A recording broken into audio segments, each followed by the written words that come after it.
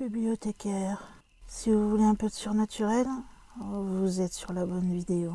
Surtout, n'oubliez pas de vous abonner, cliquez sur la cloche et laissez un petit like sur la vidéo. Ça fait toujours plaisir. Et maintenant, ouvrez bien vos oreilles. Bonjour à tous, chers amis bibliothécaires. On se retrouve pour une nouvelle vidéo. Aujourd'hui, j'ai décidé de vous faire une petite vidéo sur un témoignage paranormal. D'ailleurs, si vous avez vous-même vécu quelque chose que vous estimez paranormal, vous savez que vous pouvez me contacter à l'adresse mail si vous avez envie d'en parler. Et que vous pouvez même changer votre prénom si vous voulez rester anonyme, il n'y a aucun souci et je me ferai un plaisir de faire une vidéo et de raconter votre histoire. Voici donc le témoignage. Un soir de novembre 1984, j'ai été invitée à l'anniversaire d'un pote. Il tenait une boîte de nuit où tous les musiciens pouvaient venir s'éclater. Cette boîte à musique, comme il l'appelait, c'était un ancien cinéma d'avant-guerre. Lorsqu'on rentrait à l'intérieur, il y avait des arcades qui entouraient la salle. Et sur la droite, derrière ces arcades, se situait le bar. Au centre, on pouvait y trouver les tables et les chaises, et au fond de la salle, une estrade avec un piano, un éclairage tamisé, ce qui donnait une ambiance assez feutrée. Voilà à peu près la description de l'endroit.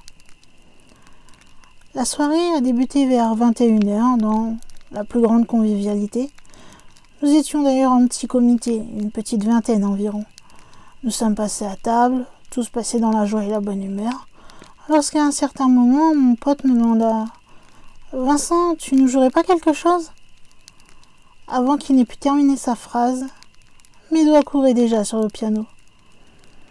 On s'amusait bien, on riait, jusqu'au moment où mon pote me vit devenir aussi blanc qu'un cachet d'aspirine. Tout de suite, il est accouru vers moi et il me demanda « Tu es malade? Ça ne va pas? Tu veux te reposer un peu? T'as vu un fantôme? Qu'est-ce qui se passe ?» J'avoue que la première chose que je voulais à ce moment-là, c'était de courir aux toilettes, mais je ne pouvais pas. Pour y accéder, il fallait passer sous une arcade au bout du bar. Mais la chose était là. Cette chose justement qui faisait que j'étais blanc comme un linge. Elle voyageait d'une arcade à l'autre. C'était un fantôme. Une entité qui apparemment s'était matérialisée. De ce que je voyais, c'était une femme d'une autre époque.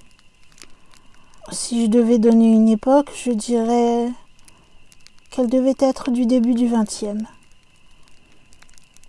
Elle était habillée un peu comme dans les années 1900, avec une longue robe et coiffée d'un chignon avec une certaine prestance, une certaine classe et d'une beauté incommensurable. Côté matérialisation, elle était tout en cristal et déployait une large lumière autour d'elle. Lorsque j'ai raconté cette histoire à mon pote, il ne fut pas étonné. « Tu n'es pas le premier à la voir. Derrière la scène, il y a une autre salle. Lorsqu'on ouvre la porte, on peut y voir des revenants. À chaque fois que j'y entre, j'ai la gorge qui se serre. Paraîtrait même qu'il y a eu, dans les temps passés, une pendaison ou un meurtre. » Voilà, ceci est mon histoire. Une histoire vraie, du moins c'est ce que j'ai vécu. Et voilà mes amis, c'est terminé. J'espère que cette petite vidéo vous aura plu. Vous connaissez la routine. Si c'est le cas, n'oubliez pas de me mettre un petit pouce bleu, de mettre un petit commentaire, même si juste pour me faire un petit coucou, ça me fait toujours plaisir. Au moins de savoir que vous êtes actif et que vous êtes là, que je n'ai pas seulement 1 ou 2 abonnés. Vous pouvez aussi également partager sur toutes les plateformes que vous connaissez, sur les réseaux sociaux, etc. pour faire grandir cette chaîne et qu'il y ait de plus en plus de bibliothécaires pour parler ensemble du paranormal. Et je crois que pour moi maintenant, en tant que gardienne, il est temps de fermer les portes de cette bibliothèque et de vous dire